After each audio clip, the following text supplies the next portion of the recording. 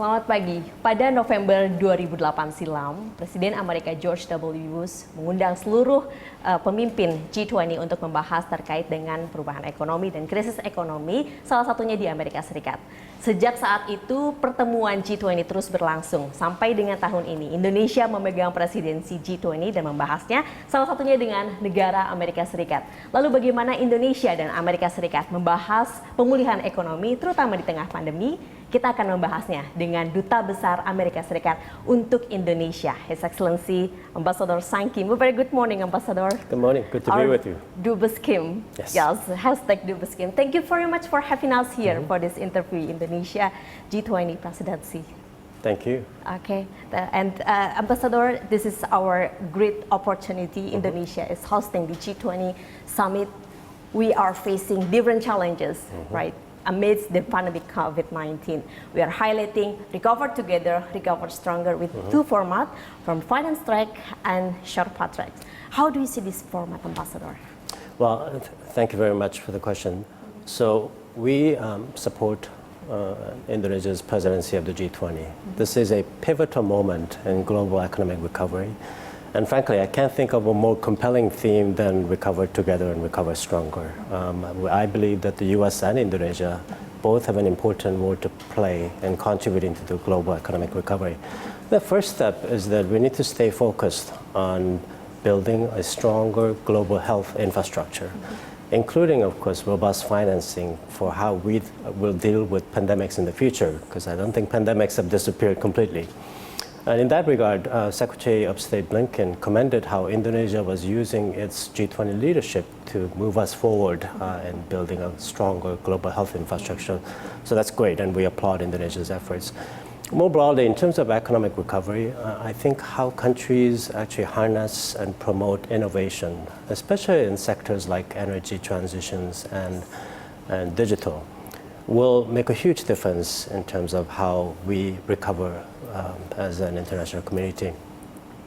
In that regard, I'm excited that the U.S. is working with Indonesia and other key partners in the region on the Indo-Pacific Economic Framework, which is designed to address some of the key challenges that we face together, on ensuring that there are adequate rules for the digital economy, making sure that we have strong and resilient supply chains, and of course, promoting energy transitions. So many important themes to the G20 presidency, but also what we're trying to do with the Indo-Pacific Economic Framework. So as you mentioned before, we are focused also about digital transformation, global economic, and also health infrastructure.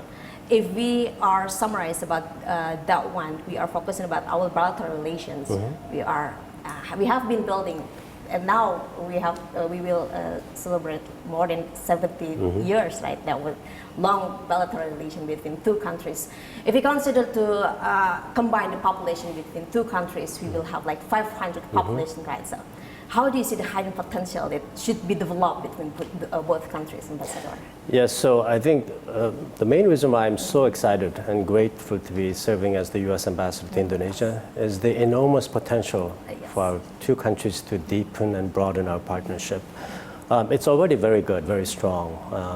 So for example, we have this month the Garuda Shield exercise, which is our main bilateral military exercise that involves thousands of troops from both countries. What's really exciting this year is that at Indonesia's initiative, we have expanded participation in the exercise to include 12 other countries. So it's transitioned from a bilateral exercise to a much broader exercise. And I think that's an exciting development for the U.S.-Indonesia strategic partnership.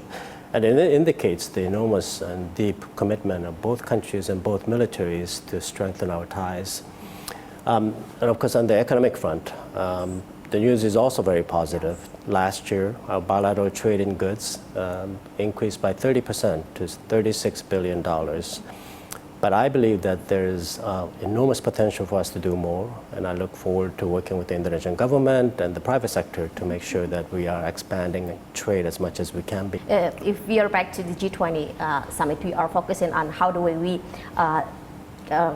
do the economic recovery, right? And the foreign minister held in Bali by this July, and then there will more than 100 discussion with it online and offline that will be held until the summit that will be held in November 2022. So how do you see the effectiveness of those discussions? I think both Minister Retno and Minister Mulyani did an outstanding job of organizing meaningful and productive discussions on some of the most urgent challenges that we all face together, including, as I mentioned, food shortages, skyrocketing prices. So naturally, food security was one of the main focuses of those ministerial discussions, and I know that minister after minister called on Russia, urged Russia to stop blocking grain shipments out of Ukraine. Secretary of State Blinken and Treasury Secretary Yellen, who attended the G20 meetings in Bali, also appreciated the opportunity to have in-depth bilateral discussions with their counterparts, Minister Retno and Minister Mulyani. So I think it was a very productive session for both foreign ministers and finance ministers. It's quite productive discussion, right? So how do we use the leadership of G20 this year? Can G20 avert the recession? Given that we know the situation right now, we are facing the crisis, the tension, everything related to economic recovery is quite hard by this year. How do we see that one? So I think it's incredibly important that Indonesia is actually presiding over the G20 this year, because as I mentioned, it's such an important moment for global economy recovery, and of course to sort of make sure that we have the kind of strong health infrastructure going forward so that we can deal more effectively with pandemics of the future. I think Indonesia has shown great leadership in identifying the key issues of greatest concern and interest to the international community, and also facilitating productive discussions on those issues. Ambassador, you've mentioned about the everything related to the crisis that happened today, and the latest summit held between U.S. Saudi U.S. 2022, right? That also talking about how do we tackle about the energy crisis, energy policies, and if we summarize that one, the goal would be how do we recover the economy, right? It's not only between U.S. and Saudi, but also the GCC plus 3, Iraq, Jordan, and also Egypt. So if we put those moments into this kind of situation where we are hosting the G20 presidency, how do you put that one? How do we tackle the economic global by gathering those moments, Ambassador? Yes, so energy is obviously a very relevant topic for the G20 discussions this year. We believe that how countries harness energy transition to create a more broader sharing of economic growth will be a key factor in economic competitiveness in the long run. The US and Indonesia have been working very closely on climate, and of course, a key feature of our climate efforts is the energy transition from fossil fuel to renewables. And that's an ongoing effort, and I'm excited that we're partnering together to find ways to strengthen not just our transition to renewables, but us helping other countries also move towards clean energy. Would it be affected to our bilateral relation about that one? I mean, yeah. Yeah, I think it's going to be a central feature of our bilateral relations. We have engaged in very close discussions with Indonesian government officials. Most recently, when Secretary Yellen was in Bali for the finance ministers meeting, she had separate meetings with both Minister Luhut and Minister Mulyani. And I would say probably the most important topic for those bilateral discussions was how we work together on climate, including energy transition.